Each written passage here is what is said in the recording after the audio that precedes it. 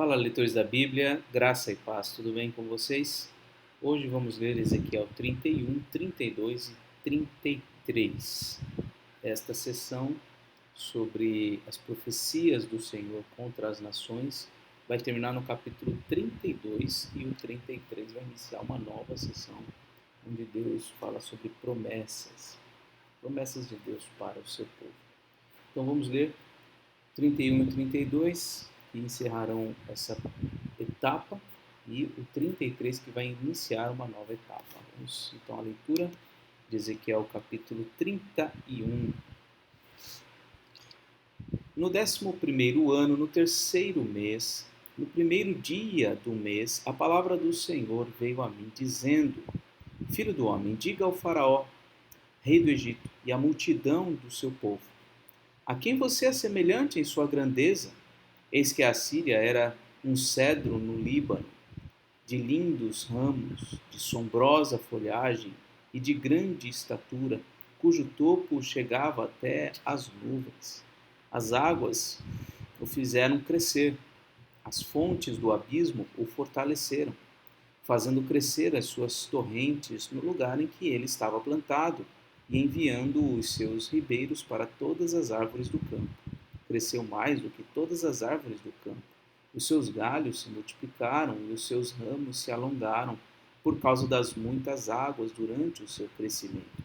Todas as aves do céu se aninhavam nos seus galhos. Todos os animais do campo davam cria debaixo dos seus ramos, e todos os grandes povos se assentavam à sua sombra. Ele era formoso na sua grandeza e na extensão dos seus ramos, porque as suas raízes estavam junto às muitas águas. Os cedros no jardim de Deus não lhe eram rivais. Os ciprestes não igualavam aos seus ramos, e os plátanos não tinham renovos como os seus. Nenhuma árvore no jardim de Deus se assemelhava a esse cedro na sua formosura. Eu o fiz formoso com a multidão dos seus ramos. Todas as árvores do Éden que estavam no jardim de Deus tinham inveja dele. Olha aí, um trecho aqui que nos faz perceber alguma comparação entre o jardim do Éden, ou entre alguma coisa, né, relacionada ao passado longínquo com essa realidade que está sendo vivida. E aqui está falando sobre Faraó, que é esse cedro grande, maravilhoso, que não se compara às outras árvores do jardim de Deus, né, o Éden. Eu estou me referindo aqui àquela passagem que a gente já leu há pouco tempo sobre o que seria supostamente a queda de Satanás, quando fala da queda de Tiro. Então, Deus faz aqui, nessas palavras proféticas, essas comparações difíceis de interpretar, é verdade, mas ele faz essas comparações. Portanto, assim diz o Senhor: visto que ela elevou a sua estatura e o seu topo chegou até as nuvens, e o seu coração ficou orgulhoso na sua altura, eu entregarei essa árvore nas mãos da mais poderosa das nações, que certamente lhe dará o tratamento que a sua impiedade merece. Eu a rejeitei. Os mais terríveis estrangeiros dentre as nações a cortaram e a abandonaram. Os seus galhos caíram sobre os montes e por todos os vales. Os seus ramos jazem quebrados em todos os ribeiros da terra. Todos os povos da terra se retiraram da sua sombra e a deixaram. Todas as aves do céu habitarão nas suas ruínas, e todos os animais selvagens se acolherão sob seus ramos. Isso aconteceu para que todas as árvores, junto às águas, não elevem a sua estatura, nem levantem o seu topo até as nuvens, e para que as bem regadas não venham a confiar em si por causa da sua altura, porque todas foram entregues à morte, às profundezas da terra, no meio dos filhos dos homens, com os que descem a cova. Assim diz o Senhor Deus: no dia em que a árvore desceu ao mundo dos mortos, fiz com que houvesse luto. Por causa dela, o cobriu o abismo, retive as suas cadeias, e as suas muitas águas se detiveram. Cobri o Líbano de preto por causa dela, e todas as árvores do campo ficaram murchas por causa dela. Fiz tremer as nações ao som da sua queda, quando a fiz descer ao mundo dos mortos com os que descem ao abismo. Todas as nações do Éden, as mais bonitas, perdão, todas as árvores do Éden, as mais bonitas e as melhores do Líbano, todas as que foram regadas pelas águas, se consolavam nas profundezas da terra. Também essas, com ela, descerão ao mundo dos mortos, para juntar-se com os que foram mortos à espada. Sim, os que foram o braço dela e que estavam assentados à sua sombra entre as nações. A quem, pois, você é semelhante em glória e em grandeza entre as árvores do Éden? No entanto, você descerá às profundezas da terra com as árvores do Éden. No meio dos incircuncisos, você jazerá com os que foram mortos à espada. Este é Faraó e toda a sua pompa, diz o Senhor Deus. Então Deus está comparando Faraó, que foi elevado a uma posição de grandíssima glória e honra entre os homens, ele comparado a uma árvore do jardim do Éden, que seria mais gloriosa do que todas as outras, mas seria derrubado. Seria derrubado porque se tornou altivo, confiando em si mesmo. Capítulo 32. Lamentação sobre Faraó, rei do Egito. No 12º ano, no 12º mês, no primeiro dia do mês, a palavra do Senhor veio a mim, dizendo: Filho do homem, faça uma lamentação sobre Faraó, rei do Egito, e diga-lhe: Você foi comparado a um leão entre as nações, mas não passa de um crocodilo nas águas, agitando as águas, turvando-as com os pés, sujando os rios.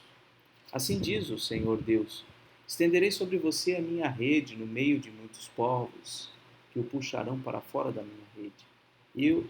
Eu o deixarei no chão, eu o lançarei em campo aberto, trarei sobre você todas as aves do céu, e os animais de toda a terra se fartarão da sua carne. Porei as suas carnes sobre os montes e encherei os vales com o seu cadáver. Com o seu sangue que se derrama, regarei a terra até os montes, e dele se encherão os ribeiros. Quando eu o extinguir, cobrirei os céus e farei escurecer as estrelas. Cobrirei o sol com uma nuvem, e a lua não fará resplandecer a sua luz. Por sua causa vestirei de preto todos os brilhantes luzeiros do céu e trarei trevas sobre o seu país, diz o Senhor Deus. Afligirei o coração de muitos povos. Quando se levantar as nações, as terras que você não conheceu, a notícia da sua destruição.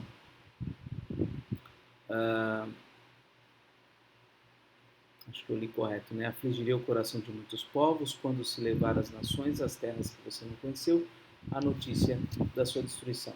Farei com que muitos povos fiquem espantados a seu respeito, e os seus reis tremam de medo quando eu brandir a minha espada diante deles. No dia em que você cair, eles ficarão tremendo sem parar, com medo de perder a vida.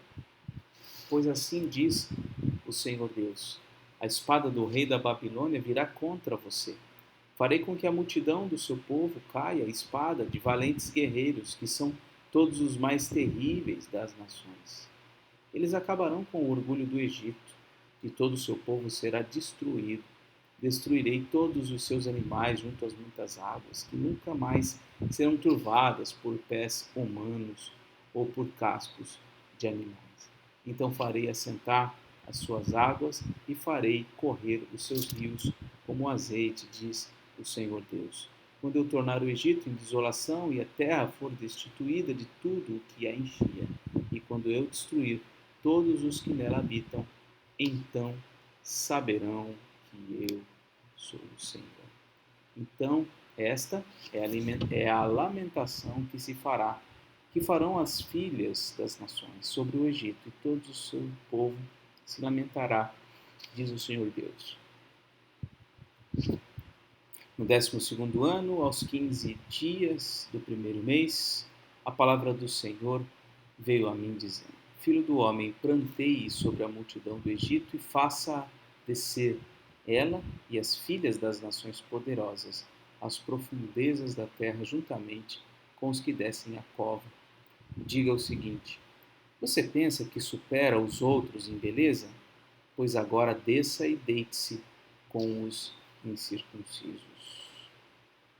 No meio daqueles que foram mortos à espada, eles cairão. Ele foi entregue à espada e arrastem o Egito e toda a sua multidão. Do mundo dos mortos, os mais poderosos dos valentes, juntamente com os que o socorrem, lhe dirão: eles desceram, lá jazem eles, os incircuncisos, mortos à espada. Ali está a Síria com todo o seu exército ao redor dela, todos os seus túmulos. Todos eles foram mortos, caíram à espada. Os seus estímulos foram postos nas extremidades da cova, e todo o exército da Assíria se encontra ao redor do seu túmulo.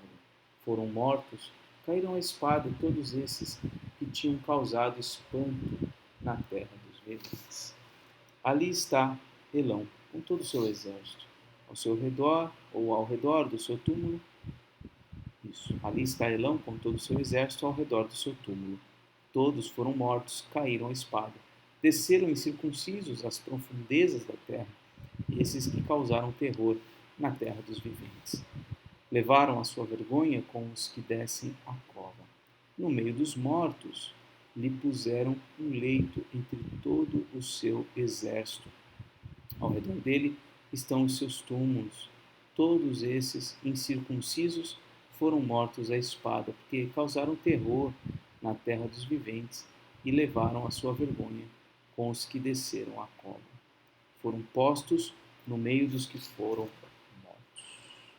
Ali estão Meseque e Tubal com todo o seu exército. Ao redor deles estão os seus túmulos.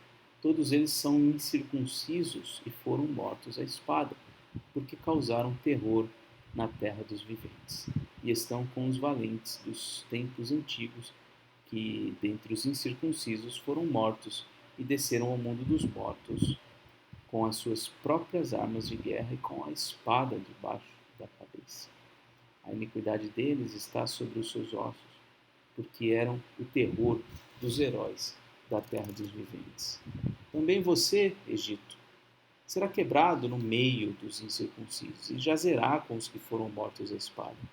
Ali está Edom, seus reis e todos os seus príncipes que, apesar do seu poder, jazem com os que foram mortos à espada. Esses jazem com os incircuncisos e com os que desceram a cova. Ali estão os príncipes do norte, todos eles, e todos os sidônios que desceram com os que foram mortos, envergonhados com o terror causado pelo seu poder. Eles jazem incircuncisos com os que foram mortos à espada, e levam a sua vergonha com os que desceram a cova. Faraó os verá e se consolará sobre toda a sua multidão. Sim, o próprio Faraó e todo o seu exército foram mortos à espada, disse o Senhor Deus. Porque também eu pus o meu espanto na terra dos viventes. Por isso ele jazerá no meio dos incircuncisos com os que foram mortos à espada. Faraó e todo o seu povo, diz o Senhor Deus.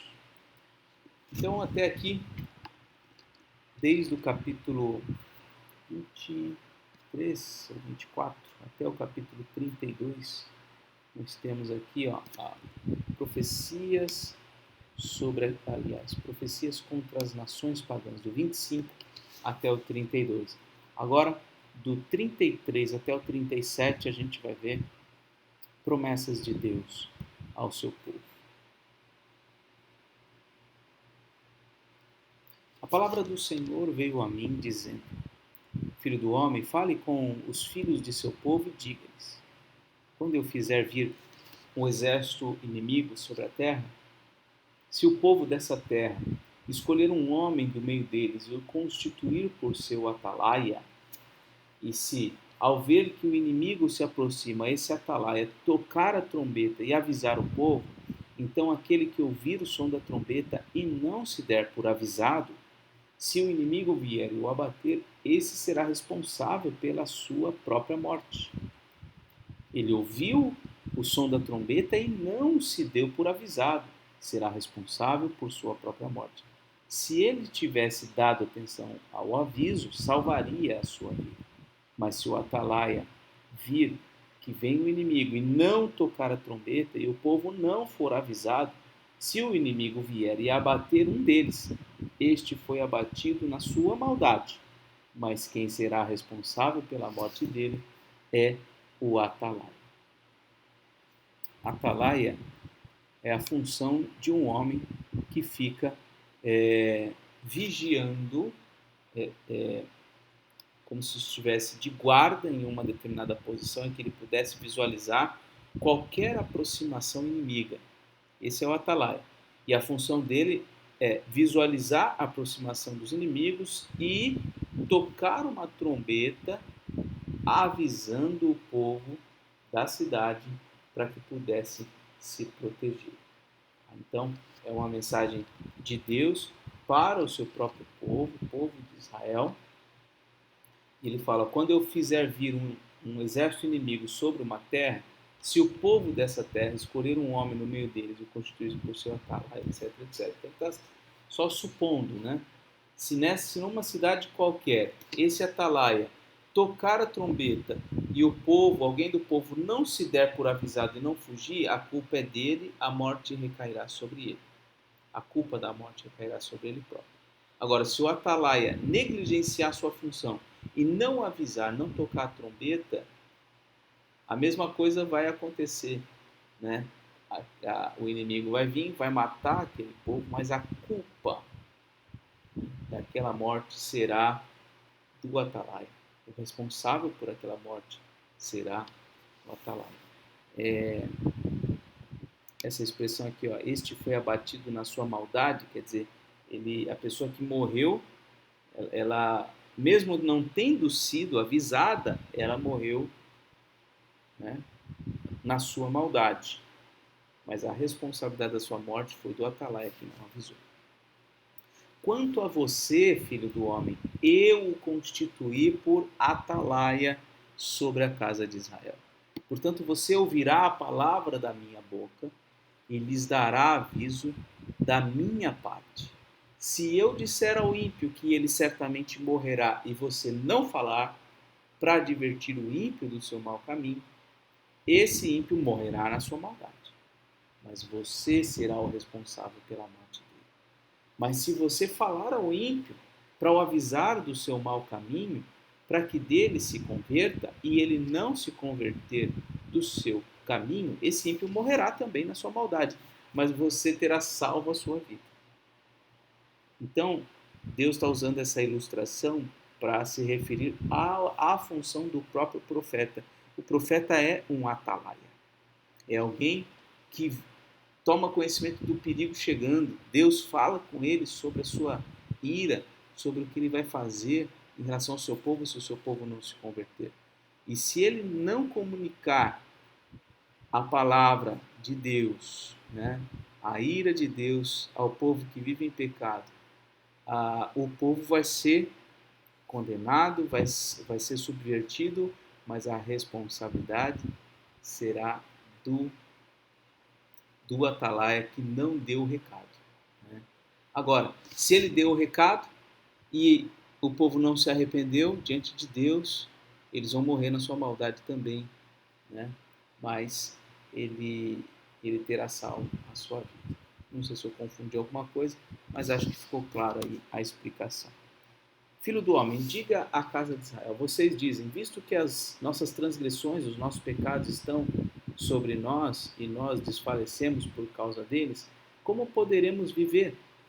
Diga-lhes, tão certo como eu vivo, diz o Senhor Deus, não tenho prazer na morte do ímpio, mas em que o ímpio se converta do seu caminho e viva. Convertam-se dos seus maus caminhos, por que vocês haveriam de morrer, ó casa de Israel? Filho do homem, diga aos filhos do seu povo, A justiça do justo não o livrará no dia da sua transgressão. Quanto à maldade do ímpio, não cairá por ela no dia em que se converter da sua maldade. Nem o justo, pela sua justiça, poderá viver no dia em que pecar. Quando eu disser ao justo que certamente viverá, e ele, confiando na sua justiça, fizer maldade, não me lembrarei de nenhum dos seus atos de justiça, e ele morrerá por causa da injustiça que cometeu. E quando eu disser ao ímpio que certamente morrerá, e ele se converter do seu pecado, fizer o que é justo e reto, restituir o penhor, devolver o que roubou, andar nos estatutos da vida e não fizer maldade, certamente viverá, não morrerá. De todos os pecados que cometeu, nenhum deles será lembrado contra ele. Fez o que é justo e reto, certamente viverá. No entanto, os filhos do seu povo dizem: o caminho do Senhor não é reto, mas o caminho deles não é reto. Se o justo se desviar da sua justiça e fizer maldade, morrerá nela. E se o ímpio se converter da sua maldade e fizer o que é justo e reto, por causa desses atos, viverá. No entanto, vocês dizem: o caminho do Senhor não é reto, mas eu os julgarei, cada um segundo os seus caminhos, ó casa de Israel. Um texto muito fácil de entender, né? Nós vemos aqui a necessidade de arrependimento. Se o justo é declarado a ele que ele está salvo, mas ele, confiando em si mesmo, incorrer em pecado, ele vai ser condenado. Mas se o ímpio, ouvindo que seu destino é a morte, ele se converter do seu pecado, o que Deus vai lhe dar? A vida. Então, esse texto não está ignorando ou contradizendo a salvação pela graça, nem nada disso. Tá? Mas está mostrando a importância de, por um lado, nós não nos orgulharmos de qualquer coisa que seja, e isso nos dá uma sensação de podermos incorrer em pecado. E, por outro lado, se estamos vivendo em pecado, sabendo que existe punições, condenações para aqueles que vivem em pecado, a gente se arrepender, nós seremos salvos. É basicamente esse o ensino que está sendo comunicado aqui de forma muito clara. No 12º ano do nosso exílio, aos 5 dias do 10º mês, veio a mim um sobrevivente de Jerusalém, dizendo: a cidade caiu. Ora, na tarde do dia anterior, antes da chegada desse sobrevivente, a mão do Senhor havia estado sobre mim e eu recuperei a fala. Lembra que ele ficava mudo e só falava quando tinha uma mensagem de Deus para dizer? Ele está dizendo aqui que na tarde do dia anterior, antes da chegada desse sobrevivente, a mão do Senhor havia estado sobre ele e ele recuperou a fala. Tá? Vamos tentar entender alguns detalhes aqui. Ó. No 12º ano do nosso exílio, então eles já estão no exílio, Ezequiel está na Babilônia, a visão que ele teve foi no rio Quebar, que é na região da Babilônia. Tá? Aos 5 dias do 10º mês veio a mim um sobrevivente de Jerusalém. Então, o exílio ele foi sendo feito aos poucos. Então, primeiro foi uma leva, depois foi outra leva, depois acho que teve a terceira leva, e aí, por fim, houve a queda de Jerusalém, que é isso que está acontecendo aqui, que esse sobrevivente está dizendo, né? Depois de toda essa deportação de pessoas de Jerusalém para a Babilônia, então acontece a queda de Jerusalém, que Jeremias presenciou. Jeremias estava em Jerusalém nesse momento. Ezequiel não. Ezequiel estava lá na Babilônia, estava no exílio. E ele tem contato ali com um sobrevivente. E a mensagem que ele leva é esta: a cidade caiu. A cidade caiu. E aí, na tarde do dia anterior, antes da chegada desse sobrevivente, a mão do Senhor estava sobre o profeta Ezequiel e ele havia recuperado a fala. Assim, pela manhã, antes de chegar aquele homem, Eu havia recuperado a fala e não fiquei mais em silêncio. Então a palavra do Senhor veio a mim, dizendo: Filho do homem, os moradores desses lugares desertos da terra de Israel estão dizendo: Abraão era um só, mas possuiu esta terra. Ora, como nós somos muitos, certamente esta terra nos foi dada como propriedade. Por isso, diga-lhes: Assim diz o Senhor Deus: Vocês comem carne com sangue, levantam os olhos para os seus ídolos, cometem assassinatos e ainda pensam que hão de possuir a terra? Vocês confiam em suas espadas, cometem abominações, cada um de vocês contamina a mulher do seu próximo e ainda pensam que hão de possuir a terra? Diga-lhes que assim diz o Senhor Deus: Tão certo como eu vivo, os que estiverem em lugares desertos cairão a espada, e o que estiver em campo aberto eu entregarei aos animais selvagens, para que o devorem, e os que estiverem em fortalezas, em cavernas, morrerão de peste. Tornarei a terra em desolação e espanto, e o orgulho do seu poder chegará ao fim. Os montes de Israel ficarão tão desolados que ninguém passará por eles. Então saberão que eu sou o Senhor, quando eu tornar a terra em desolação e espanto por todas as abominações que cometer. Quanto a você, filho do homem, os filhos do seu povo falam de você junto às paredes e nas portas das casas. Dizem um ao outro, cada um ao seu irmão: Venham, vamos ouvir a palavra que procede do Senhor. Eles vêm até você, como o povo costuma vir. Assentam-se diante de você, como o meu povo, e ouvem as suas palavras, mas não as põem em prática. Olha só. O pessoal se assentava para ouvir o profeta. Todo mundo ia lá para ouvir o sermão do profeta. Mas, embora ouvissem, eles não colocavam em prática. Com a boca professam muito amor, mas o coração deles só ambiciona lucro. A eles, você não passa de alguém que canta canções de amor. Tem uma bela voz e é um bom músico, porque ouve as suas palavras, mas não as põe em prática. Mas quando isso vier, certamente virá, então saberão que um profeta esteve no meio deles. Talvez a retórica do profeta Ezequiel, a didática dele, talvez fosse bastante cativante e ele e o povo se reuniam ao redor dele para ouvir. Mas fazer isso não traz qualquer benefício.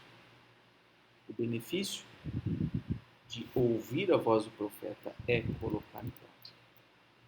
Deus nos ajude nisso. Vamos orar? Senhor nosso Deus e Pai, te agradecemos por mais essa palavra que pudemos ler, o finalzinho dos teus pronunciamentos a respeito do Egito, que como uma nação que foi elevada às alturas e acabou se tornando soberba, iria ser derrubada.